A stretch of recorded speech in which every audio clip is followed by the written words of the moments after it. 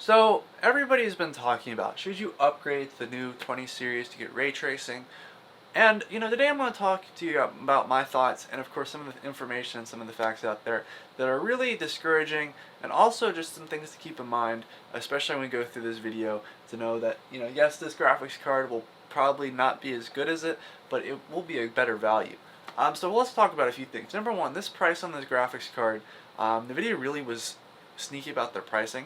The base model 1080 Ti is $1,200, not the $1,000 that they put on there, at least for the Founders Edition, which everyone considers the base. Which, why they want to charge more for it, I have no idea. So that's one thing to point out. The other thing is ray tracing is, or RTX in the sense, and I'm actually going to take a moment to talk about RTX and then ray tracing because they are different things. Please keep that in mind. Is RTX is AI software generation of the graphics, and it's not necessarily ray tracing. So back when Nvidia did its PowerPoint, they talked about, we have games that have the RTX feature, and they're like, wow, everyone's like, wow. So there's two parts to RTX. There is the AI, which I think 90% of those games used, which has no ray tracing. And then there was ray tracing, which was about 10 of those games that I think I counted that actually had the ray tracing feature.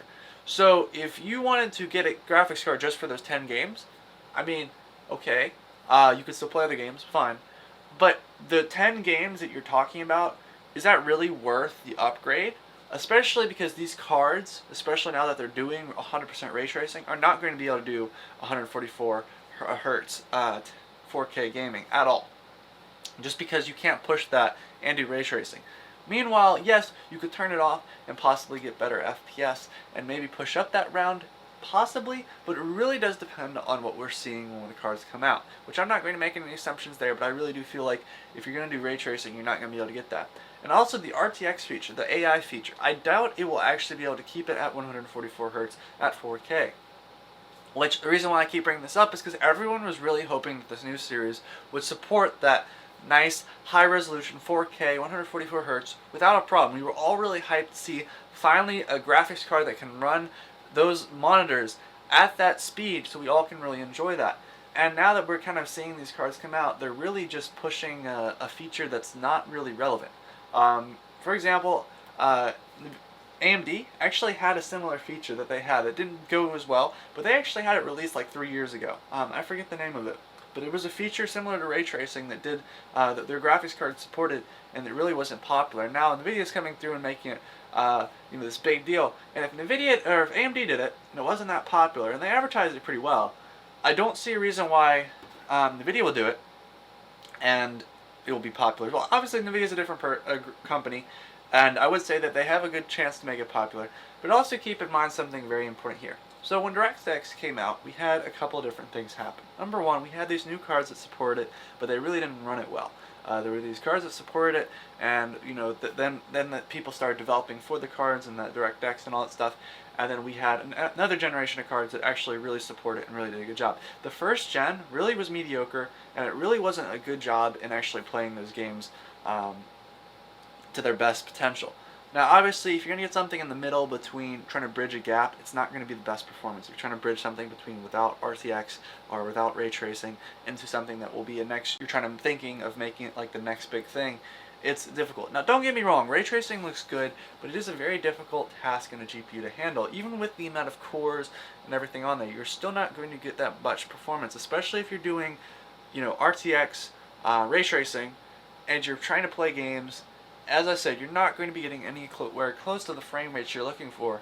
And I feel like there's going to be a lot of people that are going to go out and buy these cards and be really disappointed when they find out that A, the games that they thought had RTX on them are not ray tracing, they're AI, which just makes things look a slight bit better.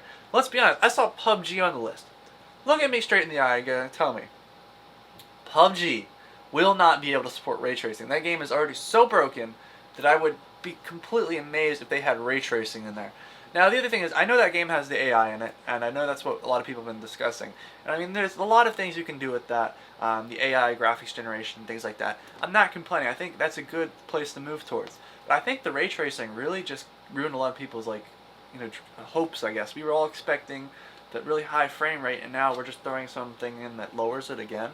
I mean, games look pretty nice in my opinion already. I mean, don't get me wrong, something photorealism is not a problem, but if you look at a company like Eclideon or whatever that's doing something like atom generation for video games that looks like 30 times better than ray tracing just because they don't have the polygon shapes, that's something that's completely insane, and that's something I would consider that Nvidia could invest in or something like that. Now, obviously, I don't have any word in that, but if you really want to look that up, that's actually a really interesting topic. They've actually figured out how to make graphics infinite graphics use without the same amount of CPU usage, and it's all CPU based. It's pretty insane. I would recommend looking it up if you're interested. But that is just and that's not even like the top of it too. Like there's a lot of companies that are doing stuff that has a lot more value, and we're developing ray tracing that yes will have some application, but just ruins everyone's dreams of high frame rates. So that's going to wrap it up for today. I hope you enjoyed today's video. If you did, of course, give the video a thumbs up. Check out my channel for other cool tech-related news, videos, reviews. We're going to be getting a couple of earbuds in, a couple of different speakers. We got some LED lights that I'm going to be practically wearing around here. But yeah, so thank you very much for watching. Also, I just did release a build video of a nice $600 RGB PC.